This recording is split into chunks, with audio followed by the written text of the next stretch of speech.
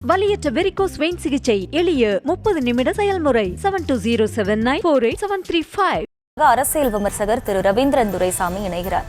வணக்கம் திரு ரவீந்திரன் துரைசாமி, இணைப்பில் இணைந்தமைக்கு நன்றி. இப்ப நீங்க பார்த்திருப்பீங்க நேற்றைய நிகழ்வுகளை பனையூர் அலுவலகத்திற்கு வரவழைத்து மக்களுக்கு நிவாரணப் பொருட்களை வழங்கினார் தாவேக தலைவர் விஜய். இப்ப அது பெரும் பேசுபொருளாக மாறி இருக்கிறது சமூக வலைதளங்கள்ல. அதாவது அரசியலுக்கு வரப்போறோம் அப்படின்னாலே ஒரு நடிகர் வரும்பொழுது பெரும் கூட்டம் கூடுங்கிறது ஒரு இயல்பான ஒரு விஷயம்தான். அந்த மாதிரிதான் பல்வேறு தலைவர்களுக்கும் கூடி இருக்கு. இருந்தாலுமே அதை ஒரு காரணமா வைத்து இந்த மாதிரி விஷயங்களை தவிர்ப்பதுங்கிறது என்ன மாதிரியான அரசியல் வாழ்க்கை இவருக்கு கொடுக்கும்னு நினைக்கிறீங்க?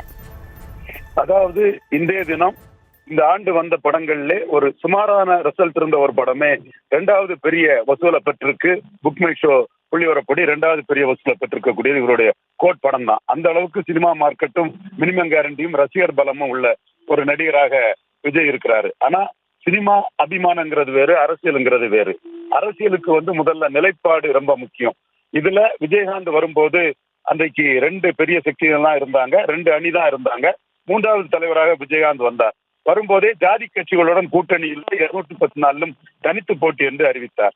இவர் வரும்போதே ஜாதி கட்சிகளோட கூட்டணி அமைப்பதற்கும் ஜாதி கட்சியை சேர்ந்த நிர்வாகிகளிடம் புத்தக வெளியீட்டு விழாவுக்கு கலந்து கொள்வதும் போன்ற தவறான அரசியல் நடவடிக்கைகளை செய்கிறார். இதுவே இவருடைய லீடர்ஷிப்பை குறைத்து மக்கள் மத்தியில், பொதுமக்கள் மத்தியில் காட்டிவிடும். அடுத்தபடியாக இவர் கூட்டணி என்று முன் அரசியல் செய்கிறார்.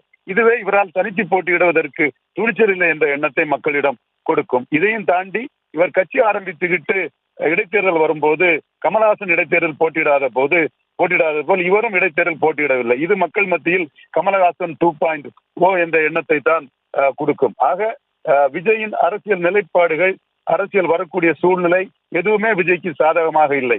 அந்த வகையில் பல பாதகங்களுக்கு மத்தியில் வரக்கூடிய அவர் இந்த மாதிரி மழை வெள்ளம் போன்ற இடங்களில் விஜயகாந்த் மக்கள் மத்தியில் நின்றது போல் மக்கள் மத்தியில் நின்றிருக்க வேண்டும்.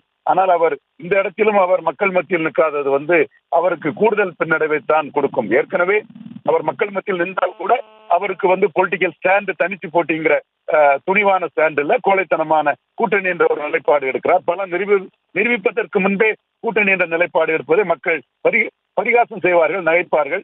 அடுத்தபடியாக இடைத்தேர்தல்களை கமலஹாசன் மாதிரி அவர் நிற்காமல் ஒதுங்கி இருக்கிறார். இதுவே பார்ட் டைம் பொலிட்டிஷியன் என்றுதான் அவரை பார்ப்பார்கள். இப்பொழுது இந்த நடவடிக்கையும் விஜய் ஒரு பார்ட் டைம் பொலிட்டிஷியன் என்றுதான் மக்கள் பார்ப்பார்கள். தவறான நேரத்தில் அரசியல் களத்திற்கு தவறான நடவடிக்கைகளால் அரசியலில் மிகப்பெரிய பின்னடைவை விஜய் சந்திப்பார் என்றுதான் நான் கருதுகிறேன். இதில் களத்திற்கு வந்தால் கூட அவருக்கு சூழ்நிலையும் நிலைப்பாடும் நேரமும் சரியில்லை, அரசியல் களத்தின் நேரமும் சரியில்லை. இது மேலும் பின்னடைவை அவருக்கு கொடுக்கும் என்று கருதுகிறேன். இப்ப தன்னை எம்ஜிஆர்னு சொல்லி கிளைம் பண்ணிக்கிற ஒரு நபர் இவர். இந்த மாதிரியான செயல்கள் எல்லாம் பண்ணிட்டு எப்படி எம்ஜிஆர்னு கிளைம் பண்ணிக்க முடியும்? அதே மாதிரி இப்ப பொது வாழ்க்கைக்கு வருவதாக அறிவித்த பிறகு ஒரு பொது நிகழ்ச்சியில கூட மக்களை நேரடியா சந்திக்கலையே. இது அடுத்தடுத்த நகர்வுகள்ல என்ன மாதிரியான பாதிப்புகளை உருவாக்கும்?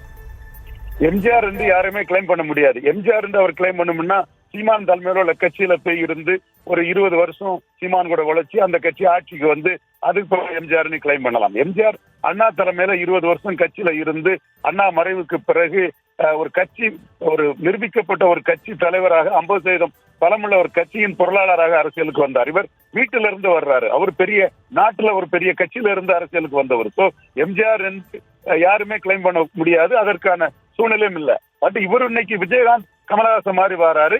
அதுல கூட விஜயகாந்த் வரும்போது மூன்றாவது யாரும் இல்ல, ஐயா மூப்பனார் மறைந்திருந்தார். கமலஹாசன் வரும்போது வெற்றிடம் இருந்தது. கலைஞரும் இவங்க புரட்சி தலைவி மறைந்திருந்தார்கள். இவர் வரும்போது மு.க. ஸ்டாலின் 3 முறை திராவிட இயக்கத்திலே மிகப்பெரிய வெற்றி பெற்ற தலைவராகவும் மக்களவை தேர்தலிலே ஒரு கூட்டணியோடு தானே பிரச்சாரம் பண்ணி எடப்பாடி பழனிசாமி ஒரு தலைவராகவும் 1.1 ஜெயலலிதாமையார் மறைந்த போது இருந்த சீமான் 8.2 தன்னோட துணிச்சலாக, இன்னும் சொல்ல போனால் எந்த கூட்டணியும் இல்லாம ஒரு போல்டான லீடராட்டு வந்திருக்கும் சூழ்நிலையிலும் 18% வாக்குகளை என்டிஏ அண்ணாமலை பெற்றிருக்கிற சூழ்நிலையிலும் இவர் மோசமான சூழ்நிலையில் வருகிறார். கமலஹாசன் விஜயகாந்த் வந்ததை விட மோசமான சூழ்நிலையில் வருகிறார். அதுதான் உண்மை. ஆக இந்த மோசமான சூழ்நிலையில் இருந்து இவர் பலம் பெற வேண்டும் என்றால் கடுமையாக உழைக்க வேண்டும். அதற்கும் இவர் தயாரில்லை என்ற சூழ்நிலை தான் இருக்கிறது. எம்ஜிஆரோடெல்லாம் இவரை கம்பேர் பண்ணுவதற்கு எதுவுமே இல்லை. எம்ஜிஆர் அரசியல்வாதி, ஒரு 50% பலம் கொண்ட கட்சியில் இருந்து வந்தவர். இவர் வீட்டில் இருந்து வருகிறார், விஜயகாந்த் கமலஹாசனை போல். இவரை விஜயகாந்த் கமலஹாசனுடன் கம்பேரிக்கலாம், ஒப்பிடலாமே தவிர எம்ஜிஆருடன் கம்பேர் பண்ணுவது அரசியல் தெரியாத தற்குறிகளும் அபத்தமாக அரசியல் பேசுபவர்களும் தான் அதை செய்வார்கள்.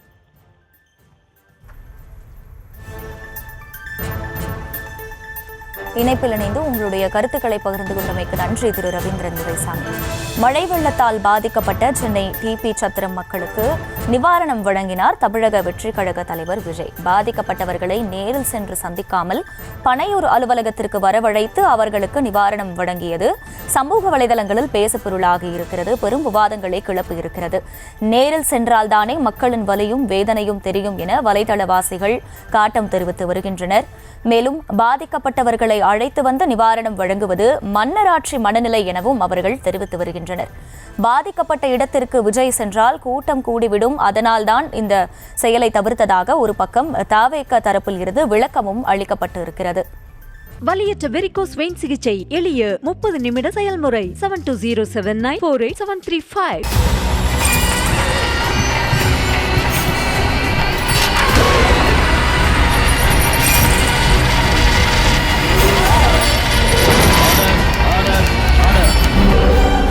குற்றங்களின் மறுபரிமாணம் நிகழ்தகவு நமது நியூஸ் தமிழ் தொலைக்காட்சியில் விரைவில்.